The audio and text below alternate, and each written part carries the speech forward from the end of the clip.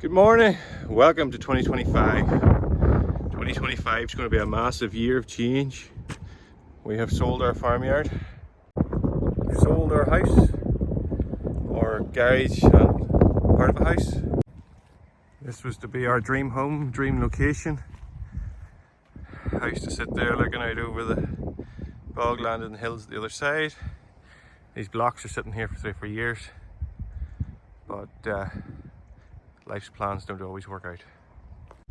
We've spent Christmas time packing bits of equipment up into potato boxes and plastic crates are our friend at the moment. It's a bit dark in here at the moment, but we've been packing boxes inside potato boxes, stacking them here in the shed at the moment till we get somewhere to move them to. It's all change. We don't quite know what that change is yet. Part of that is down to the situation we've been put in. A lot of it leads on quite nicely to the issues around the family farm inheritance tax, succession on farm businesses, the difficulties in young people getting into farming. I've spent the last 20 years of my life working on the farm here, home farm. We're now in a position where we don't have the home farm. My mother and father got divorced. We've been left with a lot of debt. We still want to farm. Farming's in our blood. But we have a lot of things to go through now to make that happen and find somewhere to live in the first instance. But to do that, we have to sell this to be able to buy something else. So if you want to come along on the journey in 2025 and see where that leads us, please subscribe to the channel, keep up to date.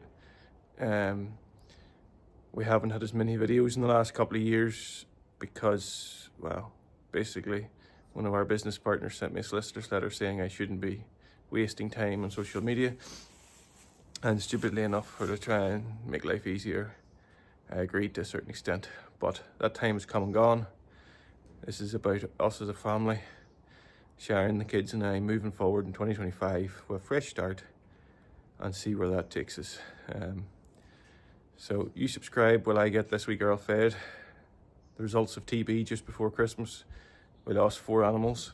And maybe insert a wee clip I had done and never actually got up yet. Just after the TB results, where there was initially 3, then they come back and said you're in a high risk area, so we're going to take 4. The 4th one was this wee girl's mother. So this is now an orphan calf that we're having to feed milk on a bottle and look after on its own here, which isn't ideal. Ideally, we could really do with going and buying a couple more calves to keep it company.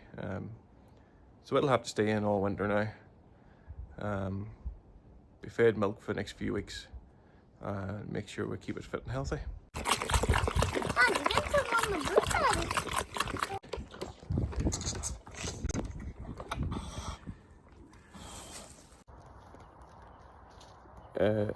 Farmers will know what those green tags mean. We had our TB test yesterday and we had 3 animals positive reactors for TB. And all the time I'm living, there's never been a change in strategy in dealing with TB. These animals have never been in contact with any other animals in 2 years. We haven't bought in any animals in 18 months. Our fields are double fenced that they can't see neighbouring animals. The only thing that they can come into contact with is badgers and deer. This Highland cow behind us is a pedigree, 7 months in calve. The black cow, first time calver. And then we have a heifer here that's only 15 or 16 months old. Try telling your 7-year-old that his favourite Highland animals have to go to slaughter. We are lucky enough that we have crops in the ground. This is husky oats, destined for whites. A couple of black spouts in the drill there doesn't look the prettiest, but it will not make any difference to the yield. This is looking really well, coming on nicely. We work on a reduced cultivation system here on the farm. Little cultivation or as little tillage as is required. We're not akin to having to plough our deep cultivate if the conditions mean it. But this was just surface scratched, volunteer wheat allowed to germinate, sprayed off and drilled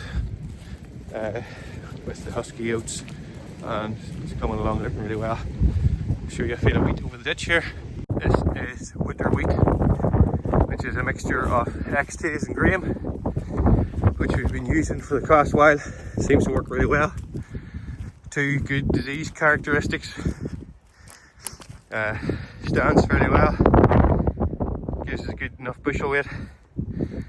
Good average yields.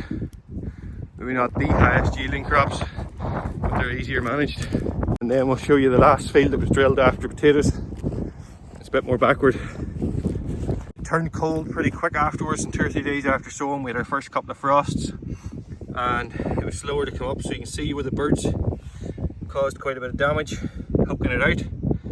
But it was sowed thick enough and we still have plenty of seed there to make it viable. So it'll be interesting to see how this does as a new variety.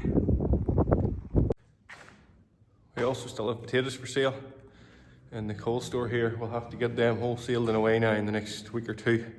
Most of them are graded, with just a few nabbing to do over the far side there, and get them away to get the shed cleared, because we've nowhere to store them anymore. We have our queen seed all down this row, ready for putting into chitin trays. So we'll get them all boxed here now in the new year and up and running. And I think this one, standard Piper seed there as well. So we've got our seed ready for 2025 season. We've got our oats and our wheat in the ground. We'd like to plant a bit more spring oats maybe. We need to sort out where we're planting our potatoes, but it's still stuff that's underway. What an absolute glorious start it is to 2025. I suppose our aspirations as a family in 2025 is to find somewhere new to live, somewhere we can call home for our wife, kids and myself after a difficult few years. In the comments, what's your goals and aspirations for 2025? What's your challenges maybe for 2025 if you're a farmer? Thanks for watching, and we'll catch you on the next one.